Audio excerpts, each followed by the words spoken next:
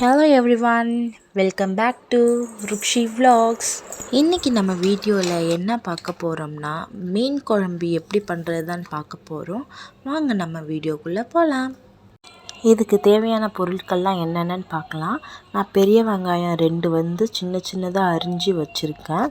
கருவேப்பிலை கொஞ்சம், பூண்டு தட்டி எடுத்திருக்கேன். இது நம்ம அரைக்கிறதுக்காக இந்த வெங்காயமும் இந்த தக்காளியும் நான் சும்மா ரஃப்பாக வெட்டி வச்சுருக்கேன். அப்புறம் 2 பச்சை மிளகாய் நீட்டு வாக்கில் வெட்டி வச்சுருக்கேன். இதெல்லாம் தான் நம்மளுக்கு இப்போ தேவையான பொருட்கள்.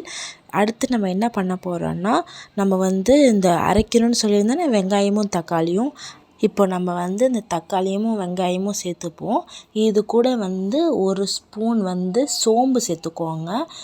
இதை நல்லா ஃபைனாக அரைக்கணும்னு அவசியம் இல்லை, சும்மா ரஃப்பாக மட்டும் அரைச்சிக்கோங்க. கொஞ்சம் லைட்டாக திப்பியாக இருந்தால் பரவாயில்ல, அந்தமாரி தான் இதை அரைச்சிக்கணும். அதேமாரி அரைச்சி நான் எடுத்துக்கிறேன். நான் ஒரு எலுமிச்சம்பழ சைஸ் அளவுக்கு புளி எடுத்து கரைச்சி வச்சுருக்கேன்.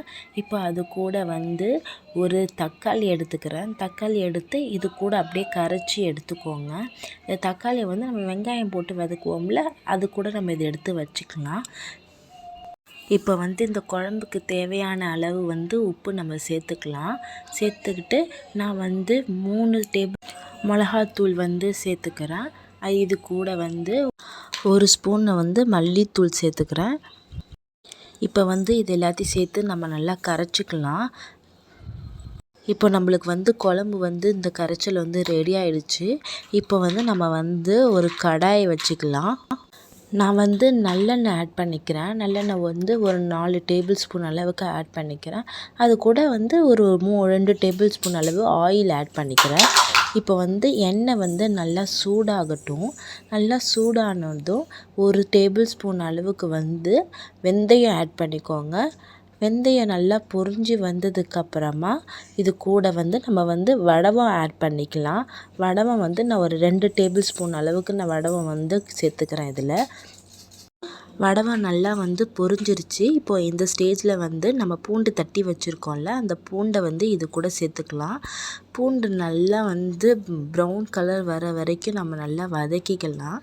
இந்த பூண்டு நல்லா வதங்கினதுக்கப்புறம் நம்ம கருவேப்பிலை வச்சுருந்தோம்ல, கருவேப்பிலையும் பச்சை மிளகாவும் இது கூட சேர்த்துப்போம். அது கூட நம்ம நறுக்கி வச்சுருக்கோம்ல பெரிய வெங்காயம், அதை நம்ம இது கூட சேர்த்துக்கலாம். உங்களுக்கு பெரிய வெங்காயம் வேணும்னா நீங்கள் பெரிய வெங்காயம் எடுத்துக்கோங்க. அப்படி இல்லைன்னா சின்ன வெங்காயம் எடுத்துக்கோங்க.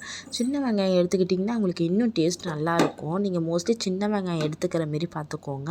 அப்புறம் நம்ம கரைசலில் வச்சுருந்தோம்ல தக்காளி எடுத்து தனியாக, அதையும் நான் இது கூட சேர்த்துக்கிறேன். சேர்த்துட்டு இது நல்லா வதக்கிக்கோங்க.